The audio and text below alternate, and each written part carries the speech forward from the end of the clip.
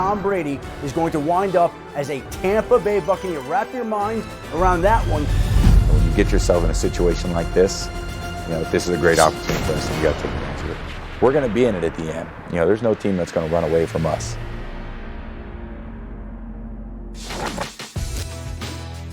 Good morning and welcome into First Take on a Thursday. So grateful we can be here with you as we continue to be vigilant about social distancing. Thank you so much for spending part of your morning with us. I am crewed up as usual. Max Kellerman, Lewis Riddick, and Stephen A. Smith. Good morning, guys.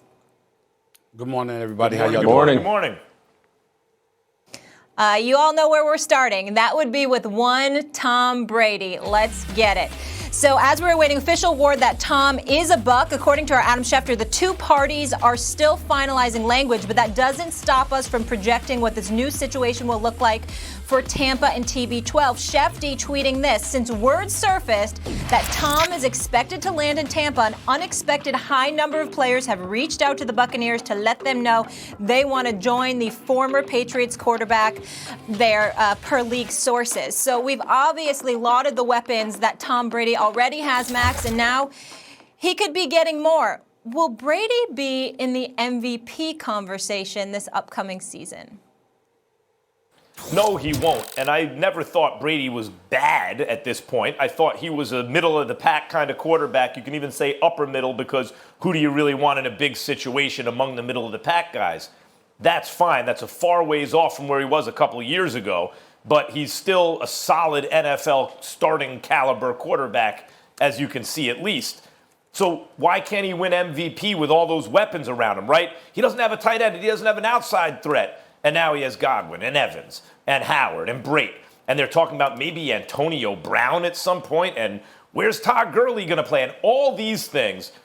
But that's the point. I saw a projection for Tom Brady that said I think it was 27 touchdowns against 10 interceptions, 4,000-something yards, 4,500 yards, something like that. With all of those weapons, it's an acknowledgement. When people say, well, Brady needs more around him now, it's an acknowledgement of the slippage. And in the event that Brady puts up good, solid numbers, or even better than that, given the weapons on his team, he's going to have to win an awfully lot in Tampa Bay to be ahead of guys like Patrick Mahomes or Lamar Jackson, who will once again set the world on fire. Someone like Patrick Mahomes also has weapons, but look at the numbers he puts up when he does. Brady, if he puts up big numbers, people will point to the amount of help he needed. And in addition to that, I don't think he's capable of putting up those kind of monster MVP numbers, even with this group of guys. Of course, at a certain point, if you also add AB and you also add someone else later, he can put up maybe, Pro Bowl caliber numbers, I would say, this year. Well, my response to all of that, Max, would be first things first. I mean, listen, we understand, that you repeatedly remind us that you never said Brady was bad. I mean, you say it so often over the last few days. Do you want people to forget how much you brought up the cliff? I mean, my goodness, own it. You know what I'm saying? I mean, we know he's not bad. We know that he's good. We don't have to be reminded ad nauseum. It was wrong by 2 years, but you swear it was only 1 year and all of this other stuff. Own it, my brother. Own it. Now, to get to Tom Brady, in terms of the ability to be an MVP candidate, I'd say yes. Because here's the thing. Folks have been talking about how because he has arrived in Tampa Bay, that they expect and anticipate that Tom Brady will be in the playoffs. Well, guess what? With this offense, with a Mike Evans, with a Godwin, with an O.J. Howard, with a Brady and these boys, okay? What if this dude ends up actually winning the NFC South over Drew Brees and the New Orleans Saints? I think automatically you'll look at people talking about Tom Brady in an elevated fashion in regards to potential league MVP consideration and things of that nature. I'm looking at a defense that was ranked 29th, Lewis Riddick, 29th in points forfeited, but only 15th in terms of yards allowed. What does that tell you? That brings the 30 interceptions that Jameis Winston accumulated into consideration. The bad field position, the kind of compromising position he put them in because they constantly had to come back on the field because of his damn interceptions, even though he did throw for 5,100 yards and 33 touchdowns. The reality is that Tom Brady hasn't thrown more than 14 interceptions in a season, I think, in his career, at least in the last decade. And so when you look at it from that perspective, his ability to protect the football and to give the defense rest, defense is going to be better. Offense is expected to be a juggernaut. If they can win the NFC South, I think Tom Brady is going to warrant consideration for league MVP honors. Yeah, you know, when I first saw this question, I was starting to think about this. Well, I mean, there's so many unknowns, right? I mean, how could we even go this far ahead, jump this far ahead to even have a discussion about whether or not he could be in the MVP? But for the sake of discussion, okay, think about this is all going to come down to relationships again. It always does. It always does. His relationship with Bruce Arians, his relationship with Byron Leftwich, his relationship with Tom Moore, his relationship with Mike Evans, Chris Godwin. And I think, okay, has Bruce Arians ever been in a similar situation where he has taken a veteran quarterback who many people thought had maybe hit the wall, was maybe done, his best days were behind him, and had he ever helped elevate an older quarterback's play to the point where all of a sudden he was in the MVP conversation? Yeah, he has. He did it for Carson Palmer when they were in Arizona. And I remember bringing that up when Carson Palmer was having that year before he got hurt when the Arizona Cardinals went to the playoffs and lost to the Carolina Panthers, and people going, well, he can't be in the MVP conversation. He's not that good. I'm like, look at his stats. Yes, actually they are. Well, if you think now about Tom Brady, and let's just project, let's just assume that there's not much drop-off this year as far as ball speed, arm strength, his willingness to stand in the pocket, take hits. You know, let's just say there's not much drop-off. Let's assume that.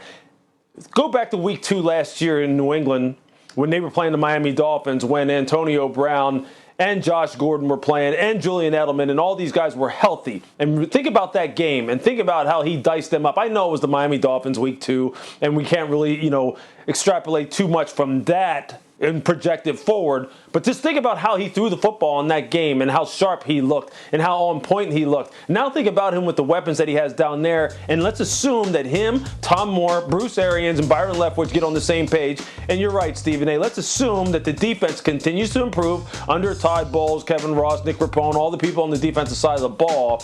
And let's just assume this. Let's just assume Tom is happy.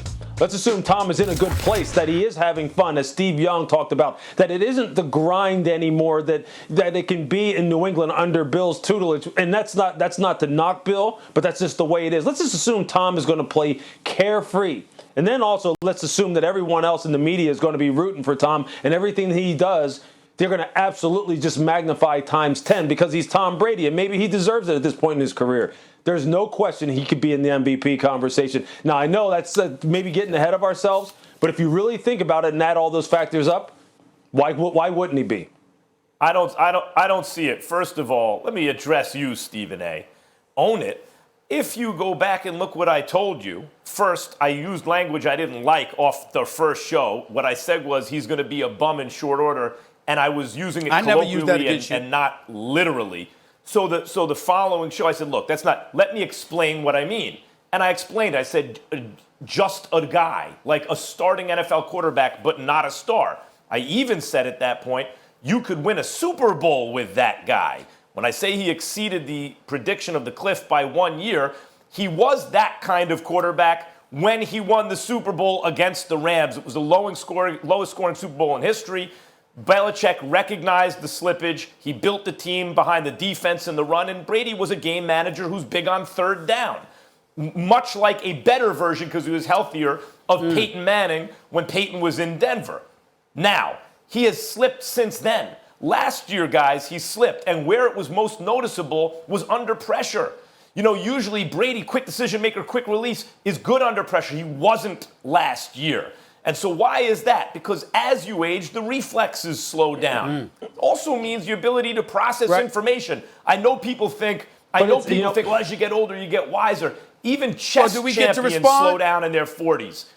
The point is, that. Go ahead. Now, Max, I'll say this, though. Look, Tom's time to throw Lewis. last year was much higher than it typically is, but there's a reason for that. And it's not because mentally he wasn't processing stuff fast enough, or rather he couldn't, or that he didn't have the twitch in his body to be able to react physically to what he was seeing. There was nothing to see as part of the problem. There was nothing to look at. There was nothing to throw to. There was nobody open. And he's sitting there looking. I'll tell you, you really have to go look at this tape and watch some of these tight man coverage situations that he was facing. Particularly, let's just talk about third down in particular, where he doesn't have the benefit of play action. There was nobody open.